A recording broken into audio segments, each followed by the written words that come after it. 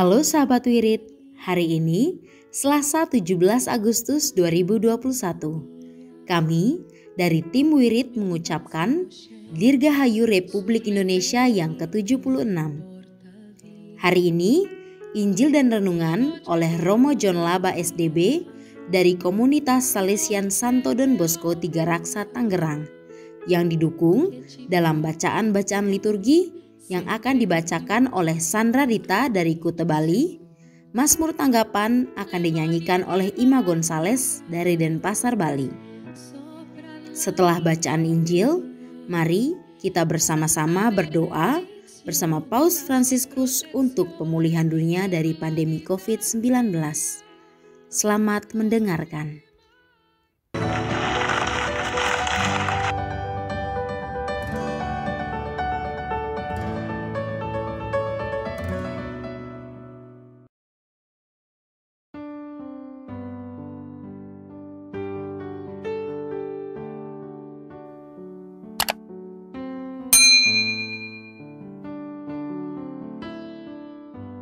Bapak, Ibu, Saudara sekalian, selamat datang di channel Traveling with Jesus, teman baca Alkitab setiap hari bagi Anda semua.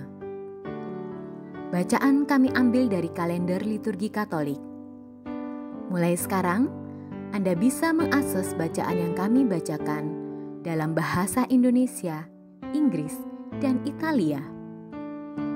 Bacaan dalam bahasa Indonesia dan Inggris dapat diakses setiap hari Senin sampai dengan Sabtu, dan khusus bahasa Italia hanya pada hari Minggu. Selamat menikmati tayangan kami. Tuhan memberkati.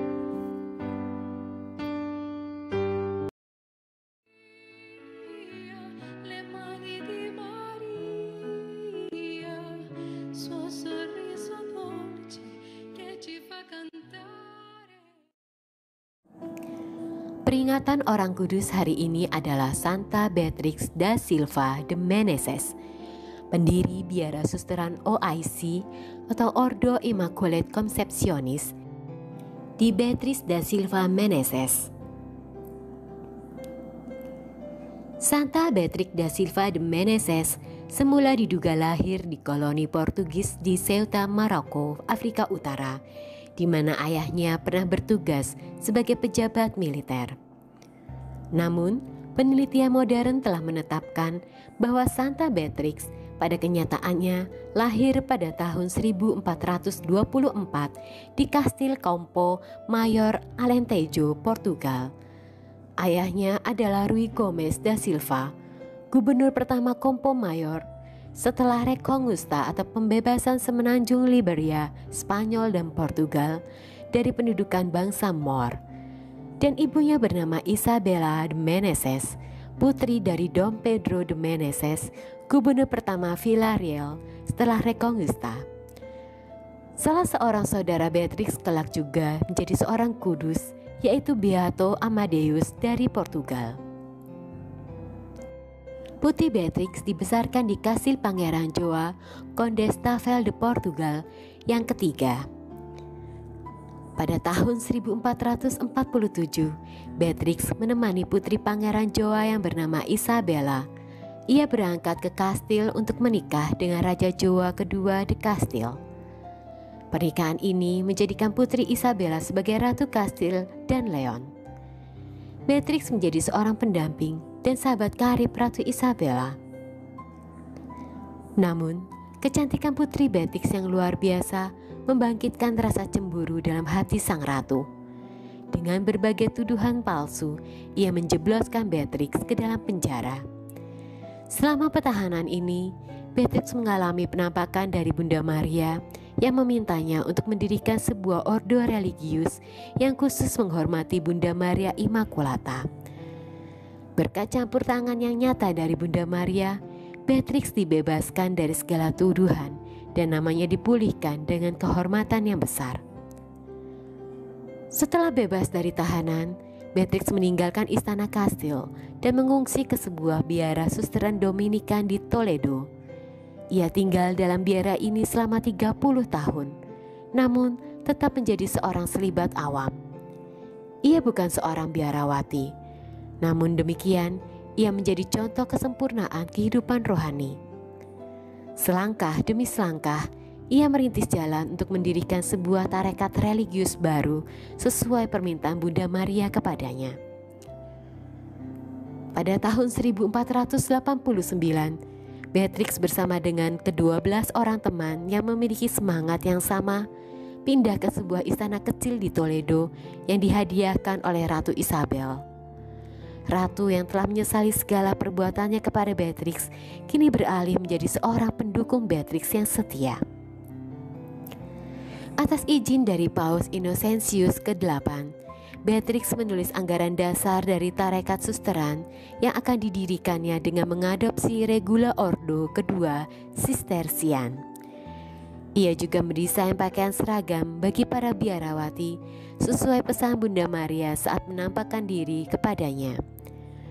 Bunda Maria memintanya untuk mengenakan jubah yang terdiri atas sebuah tunik putih, skapulir, dan mantol yang berwarna biru muda. Inilah awal mula dari tarekat susteran Ordo Immaculate Conceptionis atau yang disingkat OIC. Biara ini juga terkenal sebagai Biara Claris Conceptionis. Istana pemberian Ratu Isabella dirubah Beatrix menjadi sebuah biara pertama mereka, di mana Beatrix kemudian terpilih sebagai pemimpin biara atau muder yang pertama. Muder Beatrix tutup usia pada tanggal 16 Agustus 1492. Ia dibeatifikasi pada tanggal 28 Juli 1926 oleh Paus Pius ke-11 dan dikanonisasi oleh Paus Paulus ke-6 pada tanggal 3 Oktober 1976. Para suster Claris Conceptionis kini dipersatukan oleh Ordo Fransiskan dan segera tersebar ke seluruh Eropa dan Amerika. Saat ini diperkirakan terdapat lebih dari 200 biara susteran OIC yang tersebar di seluruh dunia. Sebuah cabang dari ordo ini yang bernama Missionaris Bunda Maria Immaculata melaksanakan karya-karya yang menakjubkan, khususnya di daerah-daerah misi di Brasilia. Rumah induknya di Amerika Utara ada di Paterson, New Jersey, Amerika Serikat.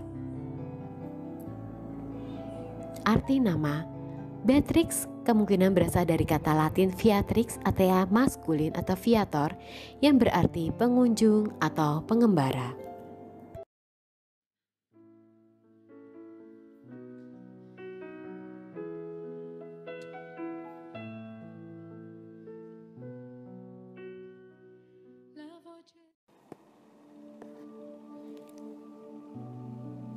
Demi nama Bapa dan Putra dan Roh Kudus. Amin.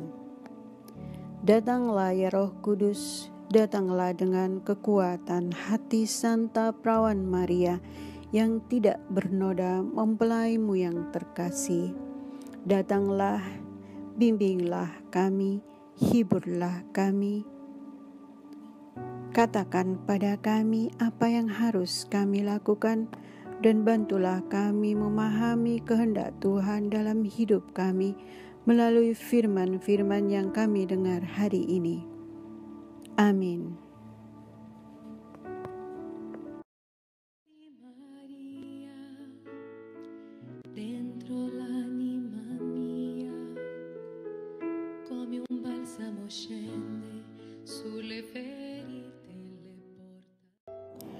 Bacaan dari Kitab Putra Sirak. Pemerintah yang bijak menjamin ketertiban dalam masyarakat. Pemerintah yang arif adalah yang teratur. Seperti para penguasa, demikian pula para pegawainya. Seperti pemerintah kota, demikian pula semua penduduknya. Raja yang tidak terdidik membinasakan rakyatnya. Tetapi sebuah kota sejahtera berkat kearifan para pembesarnya. Di dalam tangan Tuhan terletak kuasa atas bumi, dan pada waktunya Ia mengangkat orang yang serasi atasnya. Di dalam tangan Tuhanlah terletak kemujuran seseorang, dan kepada para pejabat Tuhan mengaruniakan martabat. Janganlah pernah menaruh benci kepada sesamamu, apapun juga kesalahannya. Dan jangan berbuat apa-apa terpengaruh oleh nafsu. Kecongkakan dibenci oleh Tuhan maupun manusia, dan bagi kedua-duanya, kelaliman adalah salah.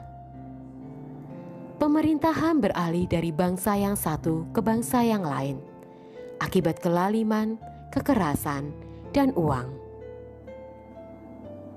Demikianlah sabda Tuhan. Syukur kepada Allah.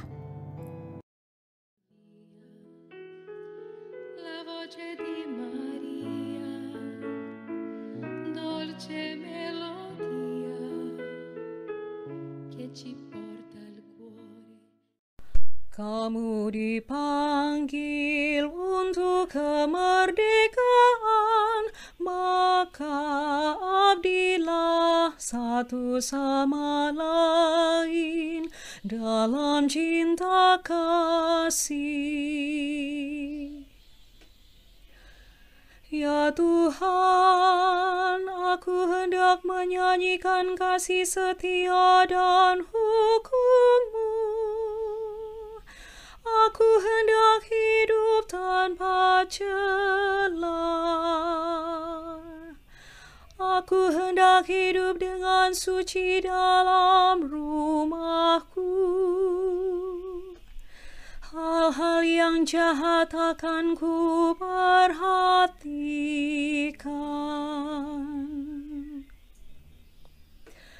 Kamu dipanggil untuk kemerdekaan, maka abdilah satu sama lain dalam cinta kasih. Mataku tertuju kepada rakyatku yang setia, supaya mereka tinggal bersama aku. Orang yang hidup dengan tidak bercela akan mendukung aku.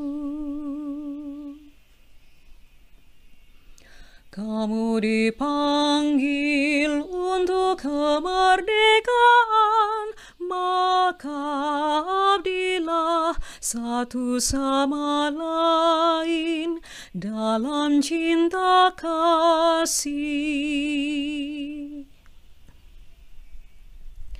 Orang yang melakukan tipu daya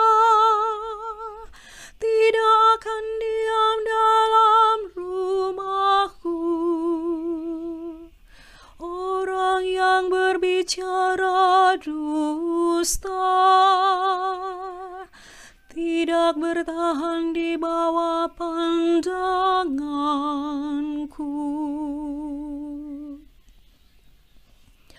Kamu dipanggil untuk kemerdekaan, maka abdilah satu sama lain dalam cinta kasih. Sempre di più nel cuore di Gesù, le mani di Maria sopra l'anima mia. Bacaan dari surat pertama Rasul Petrus.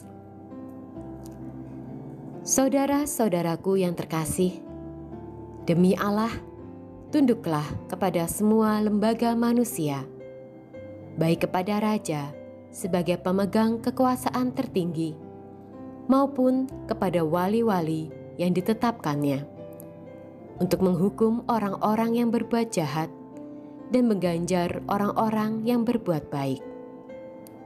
Sebab inilah kehendak Allah, yaitu supaya dengan berbuat baik kamu membungkam kepicikan orang-orang bodoh. Hiduplah sebagai orang merdeka, bukan seperti mereka yang menyalahgunakan kemerdekaan itu untuk menyelubungi kejahatan-kejahatan mereka. Tetapi hiduplah sebagai hamba Allah.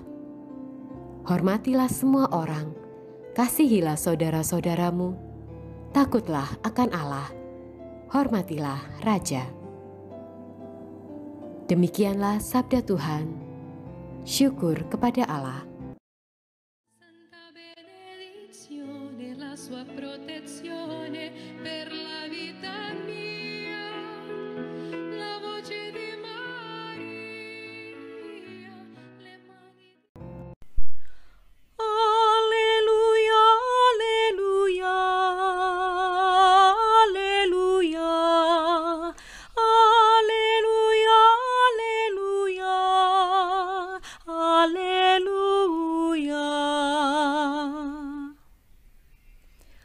Berikanlah kepada Kaisar yang menjadi hak Kaisar, dan kepada Allah yang menjadi hak Allah. Alleluia, alleluia, alleluia, alleluia, alleluia, alleluia.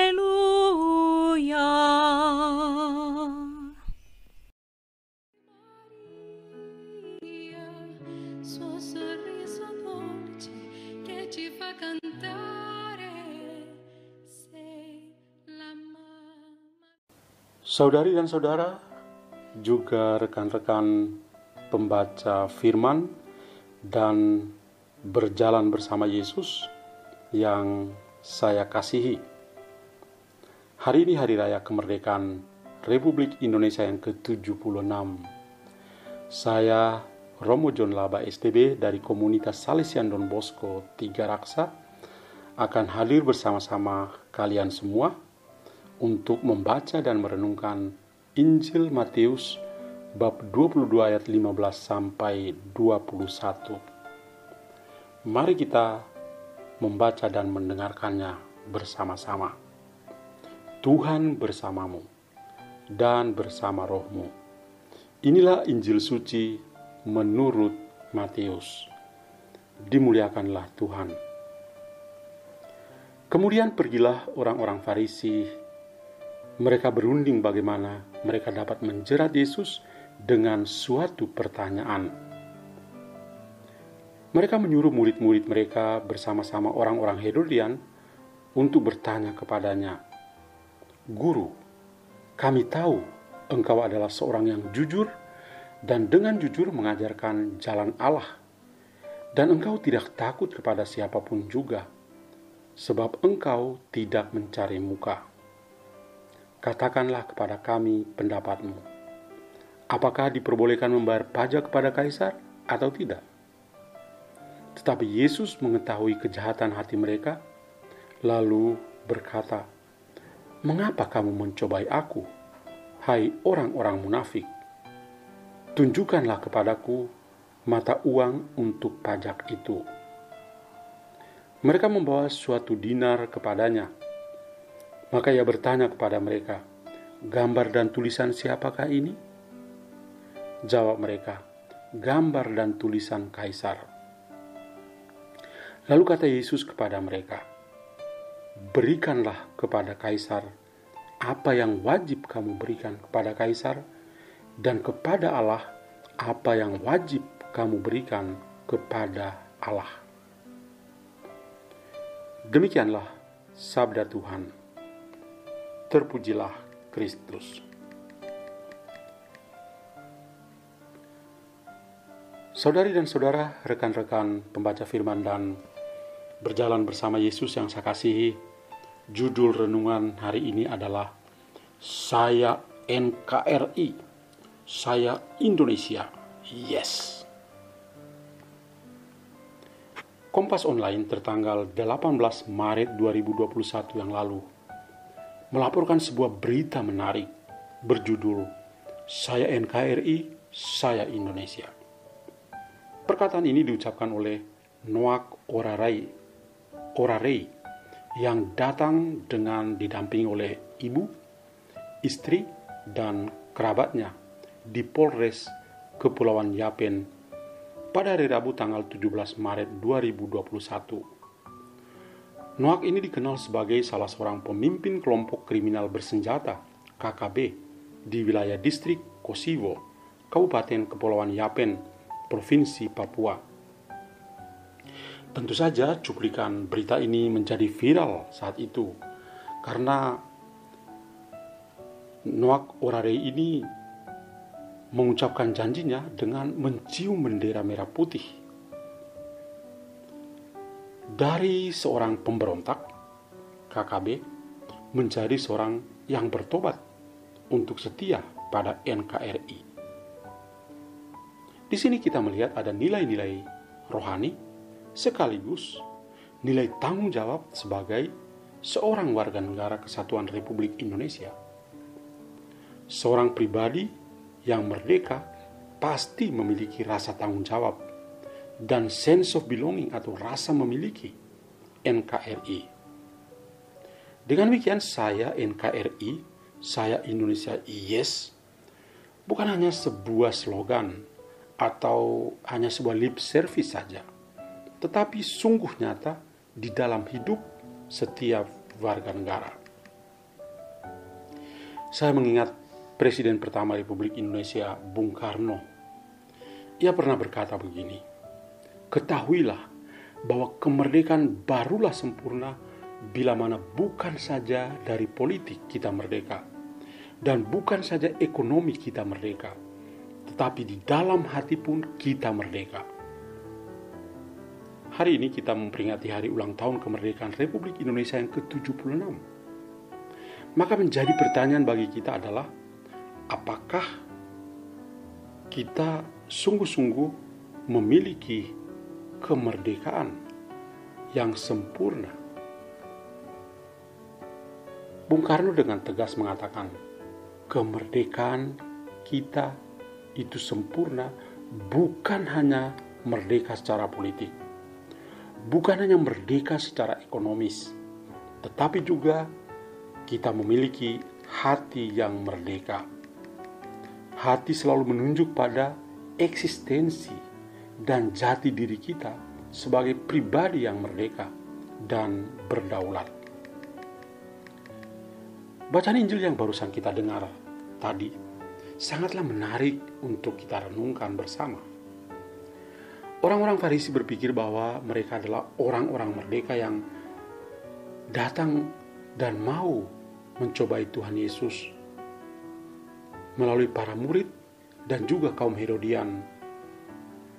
Mereka berkata kepada Yesus begini, "Guru, kami tahu Engkau adalah seorang yang jujur dan dengan jujur mengajar jalan Allah, dan Engkau tidak takut kepada siapapun juga, sebab Engkau tidak mencari muka. Nah, katakanlah kepada kami pendapatmu. Apakah diperbolehkan membayar pajak kepada kaisar atau tidak?" Tentang membayar pajak pada kaisar, kita ingat sebuah kesaksian Injil Matius di bagian yang lain, yang di Injil Matius bab 17 ayat 27, di mana ketika itu orang-orang yang membayar pajak juga mempertanyakan apakah Yesus itu bayar pajak atau tidak. Pertanyaan itu mereka sampaikan kepada Simon Petrus. Dan Yesus tahu pertanyaan itu karena merujuk pada dirinya. Maka dia lalu berkata kepada Simon Petrus, "Tetapi supaya jangan kita menjadi batu sandungan bagi mereka, pergilah memancing ke danau, dan ikan pertama yang kau pancing, tangkaplah dan bukalah mulutnya. Maka engkau akan menemukan mata uang 4 dirham di dalamnya. Ambillah itu dan bayarkanlah kepada mereka, bagiku dan bagimu juga." Tuhan Yesus ketika mendengarkan pertanyaan tentang membayar pajak atau tidak, dia memandang para murid orang Farisi dan kaum Herodian. Dan sambil memandang mereka, ia mengancam mereka karena mereka mencobai dia.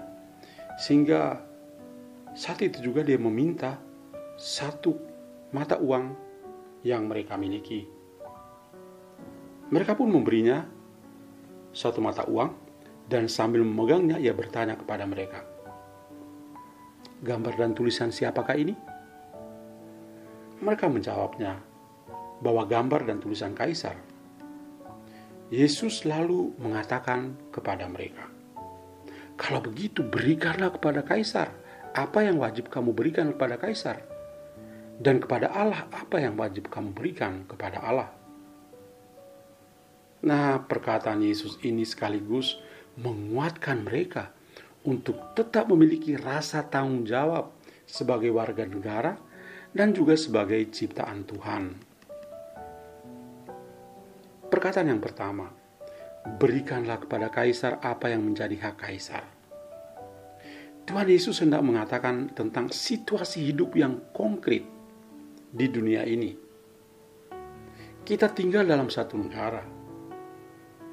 Kita adalah anggota sebuah institusi, yaitu negara. Maka kita sebagai orang beriman harus patuh dan bertanggung jawab untuk melakukan hak dan kewajiban kita kepada negara. Tepatlah perkataan mantan Presiden Amerika Serikat, John F. Kennedy. Dia mengatakan, "Jangan tanyakan apa yang negara berikan kepadamu, tapi tanyakanlah apa yang kamu berikan kepada negara." Banyak kali kita lebih menuntut hak dan kewajiban kita dan lupa tanggung jawab kita. Perkataan yang kedua adalah berikanlah kepada Allah apa yang menjadi hak Allah. Tuhan Yesus juga menyadarkan kita bahwa meskipun kita adalah warga negara di dunia ini, tetapi kita juga adalah warga negara surga. Mengapa? Karena kita ini diciptakan sesuai dengan wajah dan rupa Allah sendiri. Karena itu kita bertanggung jawab dalam hidup iman kita.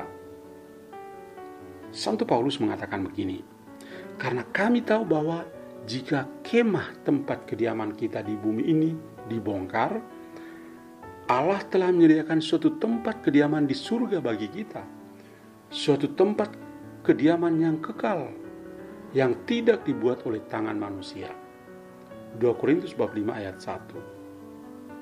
Nah, orang yang merdeka dalam hati memiliki orientasi yang jelas ke rumah yang abadi di surga. Kita bangga dan mengatakan, "Saya NKRI, saya Indonesia, yes. Saya Pancasila, yes." Tetapi apakah kita itu sungguh memiliki rasa tanggung jawab, memiliki sense of belonging dalam hidup berbangsa dan bertanah air? Atau kita hanya mengeluh, menyinyir seperti kebanyakan orang terhadap para pemimpin kita tanpa melihat usaha dan perbuatan yang sudah sedang mereka lakukan untuk bonum comune, kebaikan banyak orang? Kita sebagai orang yang merdeka dalam batin harus bijaksana dalam menilai para pemimpin kita. Merdeka! Selamat ulang tahun kemerdekaan yang ke-76. Marilah berdoa. Bapa dalam surga, kami berterima kasih kepadamu karena Engkau memberikan pada kami bangsa dan negara Kesatuan Republik Indonesia yang kami miliki, yang kami cintai, yang membuat kami begitu berbangga. Engkau memberikan pada negara kami begitu kaya dengan hasil-hasil alam. Berkatilah para pemimpin kami, berkatilah bangsa dan negara kami untuk tetap rukun dan bersatu. Amin. Dan kiranya kita semua, juga bangsa dan negara Kesatuan Republik Indonesia ini, senantiasa dilindungi dan diberkati oleh Allah yang Maha Kuasa, Bapa dan Putra dan Roh Kudus. Amin.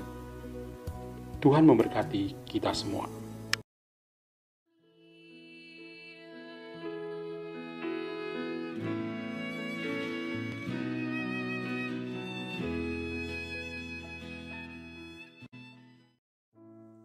Doa dalam masa pandemi bersama Paus Fransiskus. Kami datang ke dalam rengkuhan tangan-Mu, O Bunda Allah yang tersuci. Dalam situasi genting ketika seluruh dunia terhimpit oleh penderitaan dan kecemasan, kami menghadap-Mu, Bunda Allah dan Bunda kami, dan mencari perlindungan di bawah naungan-Mu.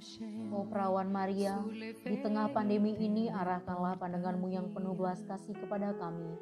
Hiburlah setiap pribadi yang berada di ambang keputusasaan dan sedang meratapi kepergian orang-orang yang mereka cintai, yang terkadang dimakamkan dengan cara yang mendukakan hati. Tinggallah dan teguhkanlah mereka yang memedulikan keadaan orang-orang terkasih yang sedang sakit, namun tidak bisa berada dekat dengan mereka demi mencegah penyebaran virus ini. Penuhilah dengan harapan mereka yang terombang-ambing oleh deru kecemasan pada masa depan dan dampaknya bagi perekonomian serta pekerjaan. Bunda Allah dan Bunda kami, doakanlah kami kepada Allah Bapa yang penuh belas kasih agar masa sulit penuh rasa cemas ini dapat berakhir, dan semoga fajar harapan serta ketenangan boleh kembali menyusul. Ya Bunda, seperti yang telah Engkau lakukan di Kana, mohonkanlah kepada Putra Ilahi-Mu rahmat penghiburan bagi keluarga dari yang sakit dan setiap orang yang sedang menderita sakit. Semoga mereka tetap dapat menjaga keyakinan dan kepercayaan yang teguh akan karya penyelamatan. Lindungilah para dokter, perawat, petugas kesehatan, dan para relawan yang berada di garda depan situasi genting ini dan yang sedang mempertaruhkan hidup mereka guna menyelamatkan banyak orang. Sertailah upaya dan perjuangan mereka dan berikanlah mereka kekuatan, kemurahan hati, dan kesehatan seterusnya. Tinggallah dekat dengan setiap orang yang siang malam menemani orang sakit dan para imam serta pelayan sabda-Mu yang dengan kepedulian sosial dan pelayanan Injil berusaha membantu dan mendukung semua orang. O Perawan yang terberkati, terangilah pikiran, perasaan, dan kehendak dari setiap pribadi yang terlibat dalam penelitian ilmiah, agar mereka dapat menemukan solusi efektif guna mengatasi virus ini. Dampingilah para pemimpin bangsa agar mereka dapat menjalankan tugas dan tanggung jawabnya dengan penuh kebijaksanaan, perhatian, dan kemurahan hati, terutama untuk membantu orang-orang yang berkekurangan, serta dapat menemukan solusi dalam menangani permasalahan sosial ekonomi dalam semangat solidaritas demi masa depan. Maria yang tersuci, gerakanlah nurani setiap pihak yang terkait sehingga dana besar yang diinvestasikan untuk mengembangkan dan menumpuk senjata dapat dialihkan secara efektif untuk meningkatkan penelitian dan pencegahan terjadinya tragedi serupa di masa depan.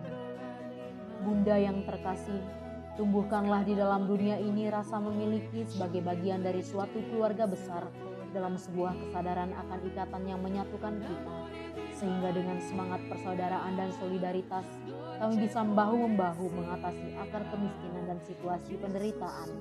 Jadikanlah kami kuat dalam iman, tekun dalam pelayanan, teguh dalam doa.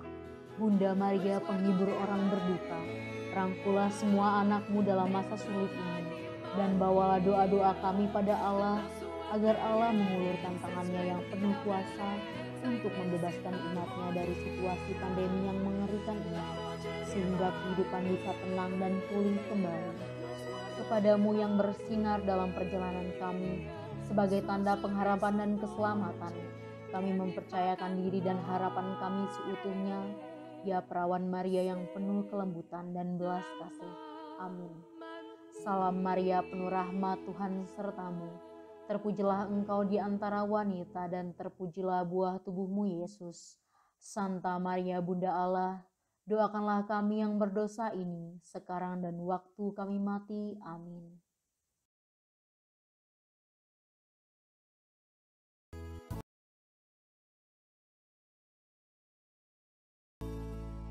Semoga melalui pengorbanan Yesus di kayu salib dan doa-doa Bunda Maria, kita semua dibebaskan dari kutukan, dipenuhi dengan sukacita, cinta, dan memperoleh berkat Abraham yang Tuhan berkati dalam segala hal, peninggian, kesehatan, kemampuan untuk bertahan dalam penderitaan dan tetap berbuah, kesejahteraan, kemenangan, rendah hati, dan perkenanan Tuhan. Saudara-saudari, para sahabat Wirid Traveling with Jesus, marilah kita memohon berkat Tuhan untuk kita semua.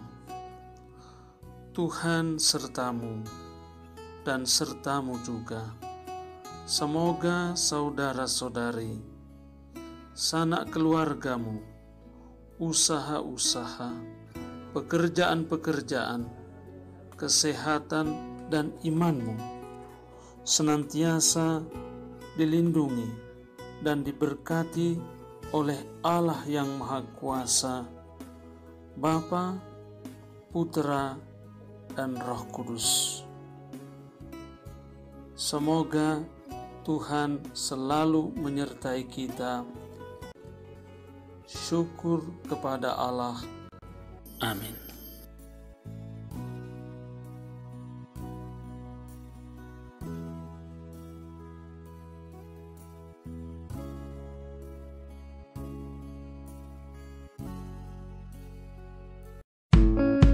Demikian bacaan hari ini. Terima kasih sudah menonton. Jangan lupa subscribe, like kami di Facebook, dan follow kami di Instagram. Wirid Traveling with Jesus. Sampai jumpa lagi di video selanjutnya.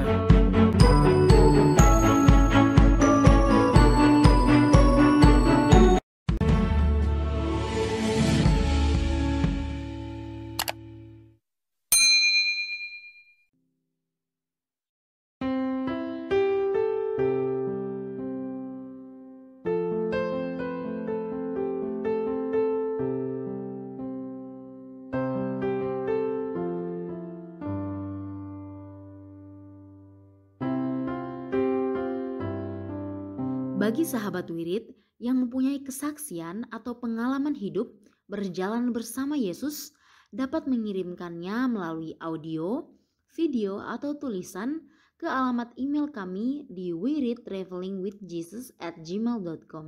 Terima kasih.